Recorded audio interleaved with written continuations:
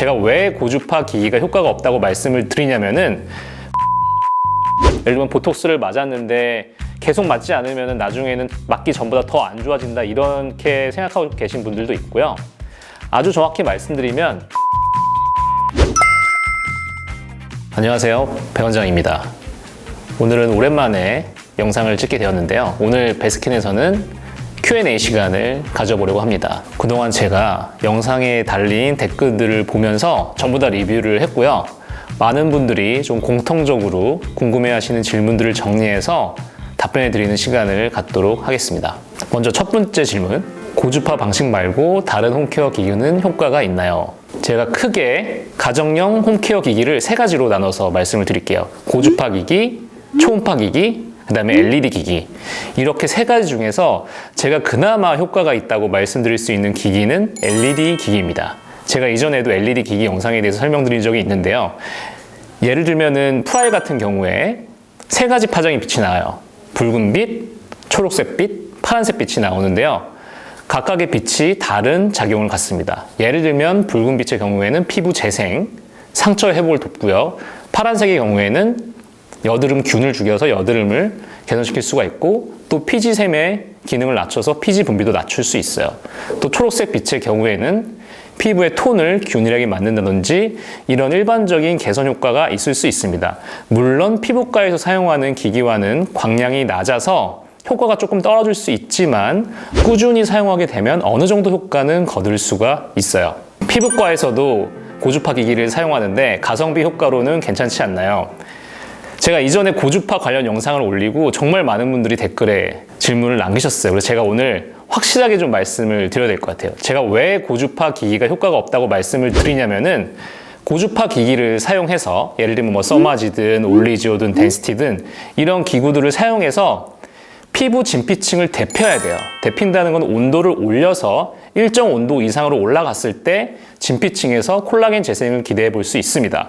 근데 그 온도가 최소한 40도 이상을 올라가야 돼요. 예를 들면은 여러분들이 사우나를 가서 온탕에 들어간다고 생각을 해보세요. 40도는 꽤 뜨거운 온도거든요. 근데 가정용 고주파를 써가지고 그 정도 온도, 그 정도 통증을 느낄 수가 없어요.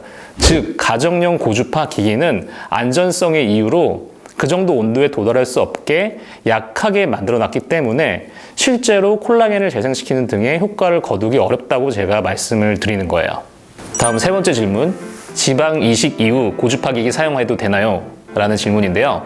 지방 이식을 하고 나서 붓기가 있을 때 가정용 고주파 기기를 사용해서 붓기를 낮추는 데 도움이 될 수 있습니다. 또한 멍이 있을 때도 어느 정도 멍을 없애는 데 도움이 될 수 있고요.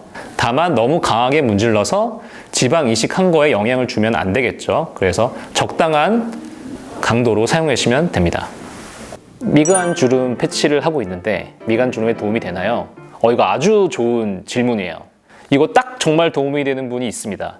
잘 때 인상을 쓰고 주무시는 분 아주 효과가 좋을 거예요. 물론 낮에도 쓰면 좋긴 하는데 이 패치를 낮에 남들이 보는 데서 붙이고 다니긴 좀 어렵잖아요.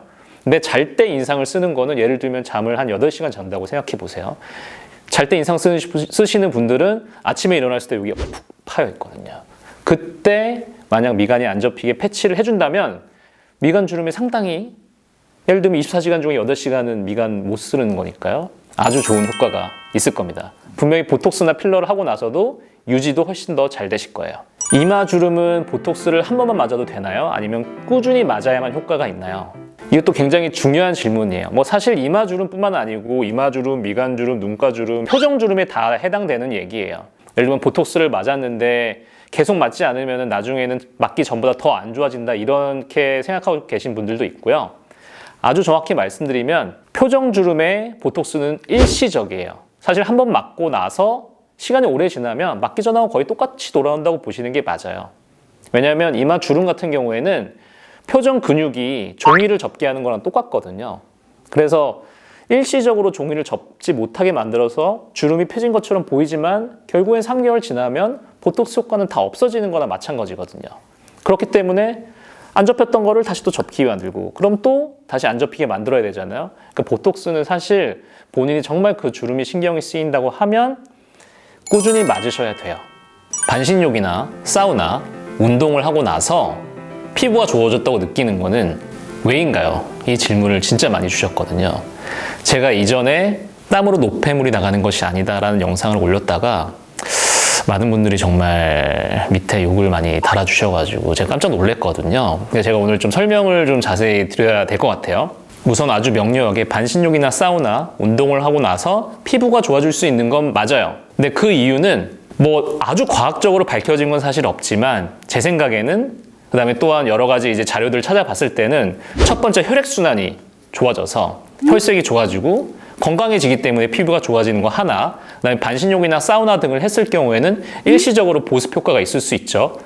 근데 노폐물이라는 거는 사실 땀을 봤을 때 땀의 가장 중요한 역할은 뭘까요? 여러분은 다 알고 계세요. 체온을 유지하는 거예요. 우리가 운동을 해서 땀이 나오는 거는 결국 우리 몸이 가지고 있는 열을 땀이 증발을 하면서 사실은 체온을 조절해주기 위한 게 가장 중요한 기능입니다.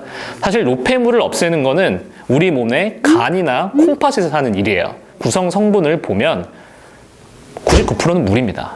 그리고 나머지는 전해질, 뭐 나트륨, 칼륨 이런 것들이 있고요.